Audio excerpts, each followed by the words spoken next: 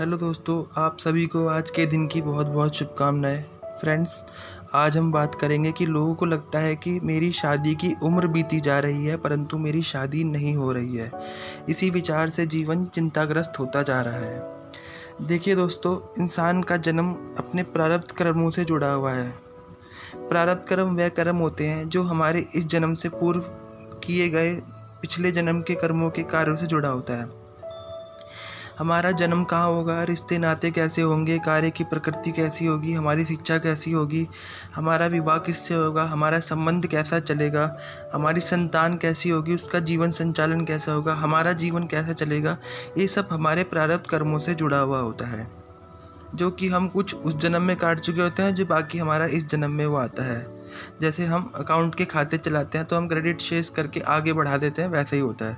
अब लोग कहेंगे कि जब सब प्रारब्ध से ही जुड़ा है तो क्या हम कुछ ना कहें, सब प्रारब्ध करेगा क्या? देखिए नहीं, माना आपकी आयु 100 वर्ष निर्धारित है और आपके प्रारब्ध आयु 45 वर्ष तक है, या 20 वर्ष या 45 वर्ष, जो भी आप मान लें। अब 45 वर्ष, किसी की 30 वर्ष, किसी की 40 वर्ष में वो प्रारब्ध की आयु कट जाएगी। उसके बाद क्या, माना इस जन्म के 35 वर्षों तक आपने प्रारब्ध कर्म भोगे और उसी प्रारब्ध कर्मों के दौरान आपने क्रियामान कर्म करे, मतलब इस जन्म के अच्छे कर्म करे जो कि आपकी शेष आयु के लिए निर्धारित होंगे।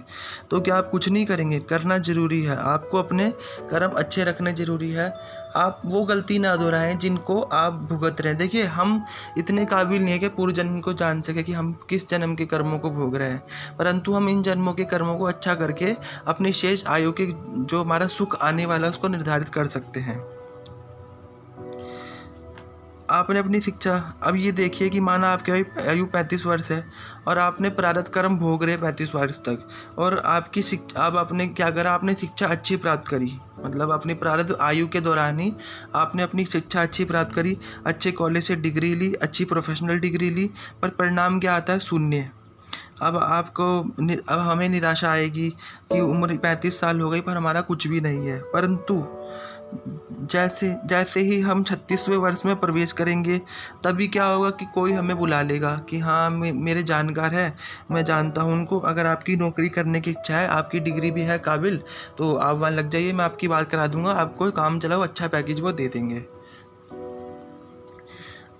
अब वो इंसान क्या करेगा? मरता क्या ना करता वाली बात आ जाती है। तो वही 6 साल में आपकी तरक्की चल जाएगी। अब माना वहाँ आपने मेहनत करी और 36वें वर्ष में करी थी नौकरी, 1 साल 2 साल आपने मेहनत करी वहाँ पे, फिर आपका गुड टाइम चालू हो जाएगा। फिर आपको याद भी नहीं रहेगा कि मैंने 35 वर्ष की प्रारब्ध आयु में मैंने क्या क्या भोगा, क्योंकि जो अच्छा समय होता है उस दौरान हम बहुत सी चीज़ें वैसे ही भूल जाते हैं, जैसे हम पूर्व जन्मों के कर्मों को भूले हुए हैं। ऐसे ही हमारी शादी का विषय भी होता है। कई लोगों की शादी जल्दी हो जाती है, जैसे 18 साल, 20 साल या 25 साल की उम्र में। अब जैसे 25 साल, कई लोगों का क्या होता है कि वो 25 साल की, जैसे उसकी करियर की आयु ख़त्म होती है, वो डिग्री वगैरह लेता है, तो लोग कहते हैं कि चलो 25-26 साल हो गई, अब आपकी शादी करते हैं। तो फिर उसके मन में जो प्रारब्ध कर्म होते हैं विचार डालते हैं कि नहीं, पहले करियर सेट कर लो ताकि तुम्हें अच्छा तुम्हें रिश्ता मिले और अच्छी तुम्हारी आयु आगे की कटे। ठीक है, ये जो भी, देखिए, ये जो भी हो रहा है ये आप नहीं कर रही है, आपके प्रारब्ध कर्म आपसे करवा रहे हैं। आपके मन में जो ये करियर सेट करने का विचार, लड़का हो या लड़की, जिनके भी मन में डाला, ये प्रारब्ध विचारों ने डाला। अब करियर सेट करते करते आपकी उम्र हो जाती है 30 से 35 साल, लड़की की भी अमूमन ऐसे ही हो जाती है। आप आज की खान पान के हिसाब से देखें तो 32-25 साल का लड़का या लड़की अपनी उम्र से बहुत ज़्यादा मैच्योर दिखने लग जाते हैं, क्योंकि खान पीन ही ऐसी है, हमारे में केमिकल ज़्यादा हैं जो कि हमारी एजिंग को बढ़ा देते हैं। हमारे हार्मोन बदलने लग जाते हैं, लड़कियों के हार्मोन बदलने लग जाते हैं। अब जो लड़की 32 साल की होगी उसकी हार्मोन चेंज हो गए, जैसे उसकी प्री मेच्योरिटी बहुत जल्दी आ जाती है। अमूमन ऐसे ही लड़का होता है, उसकी दाढ़ी पक जाती है, बाल सब झड़ जाते हैं, बूढ़ा जैसा लगने लगता है 30-35 साल की उम्र में ही। अब जब बंदा 30-35 साल की उम्र में शादी का विचार करेगा तो उसकी अब देर होगी। क्यों?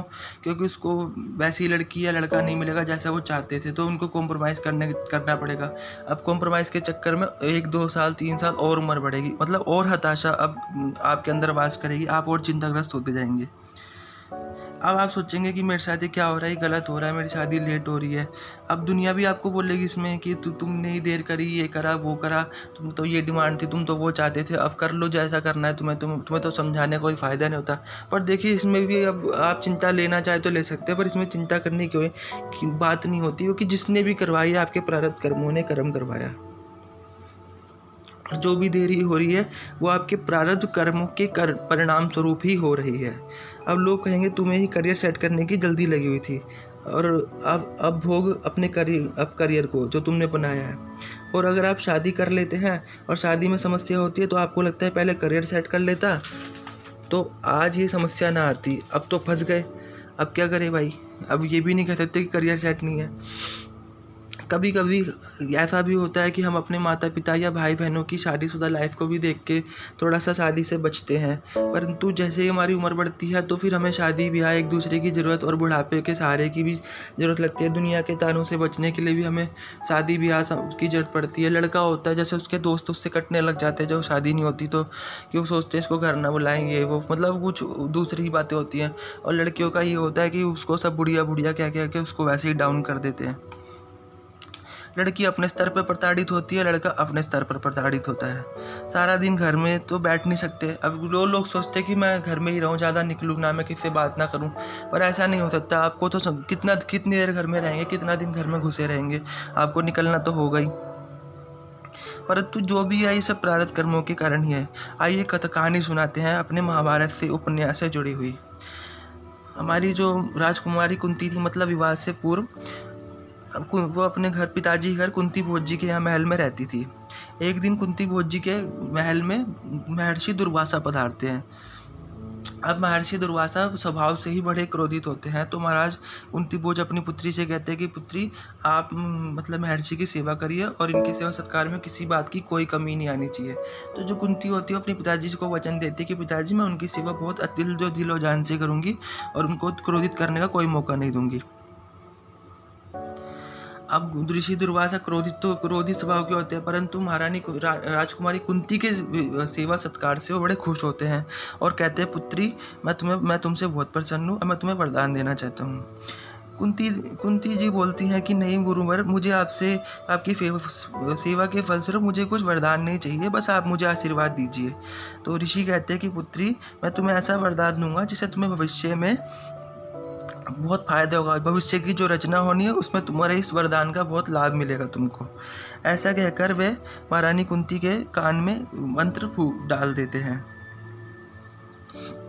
जिसके फलस्वरूप वह किसी भी देवता का आवाहन करती हैं तो उसी के समान मतलब उसी देवता के समान तेजस्वी संतान कुंती जी को प्राप्त होगी। ऐसा कहकर दुर्वासा ऋषि महल से प्रस्थान कर जाते हैं। अब कुंती जी भाई मतलब ऋषि का वो था वरदान था, तो उनके कान में वो मंत्र गूंजता रहता है। जैसे ही वो सुबह उठती हैं तो उनके मन में संशय होता है कि ऐसा भी कुछ होता है कि मैं किसी देवता का आह्वान करूंगी और वो आ जाएगा।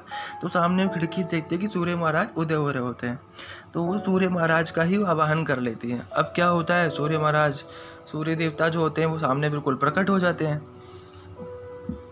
तो और सूर्य भगवान उनको मतलब कुंती से बोलते हैं कि कुंती तुमने मेरा आवाहन किया, जो ऋषि वचन तुमने कहे उसे मेरा आवाहन किया, अब तुम्हें अपने वरदान को सिद्ध करना होगा। तो कुंती जी कहते हैं कि मैं इसे कैसे स्वीकार कर सकती हूँ, मैं तो अभी कुमारी कन्या हूँ और राज परिवार से मेरा ताल्लुक़ है, और राज परिवार में कुमारी कन्या का विवाह पूर्व माँ बन जाना अपयश का कारण बन सकता है, और मेरे पिताजी राज परिवार में मैं कुमारी भी नहीं रह सकती जीवन भर। तो ऋषि मतलब सूर्य भगवान कहते हैं कि तुम्हें देखो इस वरदान से तुम्हारे ऊपर कोई हानि नहीं होगी, तुम्हारा शरीर वैसे ही रहेगा यौवन, और तुम्हारा कौमार्य भी भंग नहीं होगा। तो ऋषि दुर्वासा की और सूर्यदेव कहते हैं कि ऋषि दुर्वासा की वाणी इसलिए मिथ्या भी नहीं आ सकती, इसलिए जो भी हो रहा है उसे स्वीकार करो और इसको मतलब भविष्य पे छोड़ दो सब चीज़। इस प्रकार राजकुमारी को पुत्र की प्राप्ति होती है। अब इसी प्रारंभ कुंती जी के कर्मों के साथ एक और कर्म हो रहा होता है कि जो नदी, जैसे जहाँ कुंती जी रहती है वहाँ एक नदी होती है, तो नदी के उस पार मतलब जो धृतराष्ट्र के सारथी होते हैं उन दोनों को पति पत्नी को कोई संतान नहीं होती। तो वो पंडित जी की मतलब जो उन्होंने विधि बताई होती है उस हिसाब से वो शिव जी भगवान की पूजा कर रहे होते हैं। तो पंडित जी कहते हैं कि जाओ मतलब सारथी महाराज आप जाओ जल लेके आओ नदी से। तो दोनों मियाँ बीवी क्या करते हैं, जल लेने जाते हैं। अब कुंती जी क्या करती हैं, भाई उनको तो पुत्र प्राप्ति हो गई, वो किसी को बता भी नहीं सकती, तो वो क्या करती हैं, पुत्र को, बच्चे को टोकरी में अच्छे से बांध करके और वो नदी में प्रवाहित कर देती है कि हाँ जो भी भगवान इसकी मदद करना और जहाँ जिसको उपयुक्त लगे उसको प्राप्त हो और इसकी रक्षा करना। तो वो उसको टोकरी में डाल के मतलब नदी में प्रवाहित कर देती है। तो जब नदी में वो सारथी और उसकी पत्नी जल लेने आते हैं तो देखते हैं कि बच्चे के रोने की आवाज़ आ रही होती है। तो ऐसे देखते हैं कि सामने से एक टोकरी आ रही है, उसमें बच्चा है। तो फिर वो जाके पंडित जी को बताते हैं। जब पंडित जी को बताते हैं तो पंडित जी कहते हैं कि देखो तुम पुत्र प्राप्ति के लिए यज्ञ कर रहे थे, मतलब हवन कर रहे थे, भगवान ने तुमको संतान दे दी। और वो दोनों मियाँ पति पत्नी कहते हैं कि देखो मतलब है तो, पर पता नहीं किसकी संतान है, हमें तो पता भी नहीं, कल को कुछ और कारण भी हो सकते हैं। तो वो पंडित जी कहते हैं देखो ये सब प्रकृति का नियम है और तुम्हें जो भी हो रहा है भगवान महादेव की इच्छा से हो रहा है, तो तुम इसको स्वीकार करो और तुम इसका पालन पोषण करो। अब यहाँ पे जो महारानी कुंती के कर्म थे वो उस सारथी से जुड़ गए, ठीक है, और महारानी कुंती जी के जो ये वरदान प्राप्त हुआ ये उनके भविष्य से जुड़ेगा। तो जो इनके पति होते हैं पांडु महाराज, जिनसे कुंती महारानी की शादी हुई होती है, उनको मतलब किरदम ऋषि जो होते हैं वो मतलब अपनी पत्नी के साथ सहवास कर रहे होते हैं। तो ये जंगल में ये शिकार खेलने गए होते हैं पांडु महाराज। तो वो सोचते हैं इनको थोड़े हिलने की आवाज़ आती है पत्ते उत्ते, तो सोचते हैं कि लगता है कोई जानवर है, वो तीर चला देते हैं। तो वो आगे तीर उन दोनों पति पत्नी को लग जाता है और वो ऋषि उनको श्राप देते हैं कि तुम कभी भी अपनी पत्नी के साथ सहवास नहीं कर पाओगे। तो अब पांडु महाराज की एक पत्नी और होती है माद्री। तो कुंती जी को तो ये श्राप पता होता है, तो वो उनसे दूरी बना के रखते हैं, मतलब प्यार करती है पर दूरी बना के रखती है उनसे। पर जो माद्री होती है वह थोड़ी चंचल स्वभाव की होती है। वो उनके जो वो नहाने गई होती है तो पांडु महाराज क्या होता है वो उन पर आकर्षित हो गए होते हैं और मतलब वो जाके उनको मतलब सहवास की इच्छा से उनके पास पहुंच जाते हैं। पर जैसे ही उसको हाथ लगाते हैं उनकी मृत्यु हो जाती है पांडु महाराज की। तो पांडु महाराज उनसे कुंती से जाते जाते कहते हैं कि देखो जो तुम्हें वरदान ऋषिवर ने दिया तुम उसको सिद्ध करो और प्रत्येक देवता का आह्वान करके पुत्र की प्राप्ति करो। तो इस तरह से मतलब 2 माद्री के बच्चे पैदा होते हैं और 3 कुंती के जी के पैदा होते हैं। तो माद्री जी को लगता है कि मेरे पति मेरी वजह से उनका स्वर्ग आरोहण हो रहा है, तो वो भी उनके साथ मतलब वो कर लेती है, अपना आत्मदाह कर लेती है। तो देखिए ये सब मतलब प्रारब्ध कर्म किसके किसके कहाँ किससे जुड़े थे, कैसे कैसे जुड़े थे, किसको कब क्या प्राप्त हुआ, किसको कहाँ नहीं प्राप्त होना था, उसको कब उस फल का प्राप्त हुआ। तो ये सब प्रारब्ध कर्म एक दूसरे से जुड़े हुए हैं, ये उनके कर्म थे। तो ऐसे ही हमारे भी जीवन में भी हर चीज़ जुड़ी हुई है। हमें कब शिक्षा मिलेगी, कब उसका फ़ायदा मिलेगा। हम डिग्री ले लेंगे, कभी कभी डिग्री पढ़े पढ़े सब खराब हो जाती है, पर हमें कुछ और ही कार्य करना होता है। पर ऐसा नहीं कि उन डिग्री का फ़ायदा नहीं, जब हम उन कार्य को कर रहे होते हैं दूसरे जो कि डिग्री से जुड़े नहीं होते, तो वो हमारे उन तब फ़ायदा होता है जब हम उनको कार्य के बीच में होते हैं, तो हमें बताता है हाँ हमने ये भी सीखा था, हमने वो भी सीखा था, तब हमें उस चीज़ का फ़ायदा मिलता है। तो ऐसे ही हमारे विवाह संस्कार भी है, संतान प्राप्ति भी। कई लोगों को जल्दी विवाह होता है पर उनको 20 साल तक संतान प्राप्त नहीं होती, कई लोगों को 1 साल के भीतर ही माँ बाप बन जाते हैं। तो ये भी सबके प्रारब्ध कर्म जुड़े हुए हैं। तो इस चीज़ की चिंता छोड़ दीजिए कि मेरा विवाह नहीं हो रहा, देर हो रही, तो इसमें मतलब मेरी गलती है, मैं ऐसे करूँ, उल्टा सीधा कर्म करूँ, ऐसा कुछ मत कीजिए। आप भगवान पर विश्वास कीजिए, अपना जीवन जीजिए और अपने देखिए आजकल तो सोशल मीडिया, आजकल आप बहुत कुछ करके अपने जो ध्यान अपना बटा सकते हैं और लोगों से कनेक्टेड भी रह सकते हैं। मतलब जैसे ही आप ध्यान बटाएंगे, लोगों से कनेक्टेड होंगे और थोड़ा धन अर्जन करेंगे, तो परिवार की शिकायतें भी दूर हो जाती है। क्योंकि देखो कोई नहीं चाहता कि हमारा बच्चा मतलब ऐसे ही खाली रहे और उसके पास कुछ भी ना हो। उनको सब सहारे की चिंता होती है, इसका भविष्य कैसे घटेगा। परंतु जैसे ही आपका जीवन सुधार होगा तो आपके जीवन में आपके अनुसार कोई ना कोई भगवान आपके लिए जीवन साथी भी भेज देंगे। तो इस तरह की चिंता में पड़ने से कोई फ़ायदा नहीं है। अपने जीवन को सकारात्मक रूप से किसी अच्छे चीज़ों में लगाइए। जय माँ आदिशक्ति।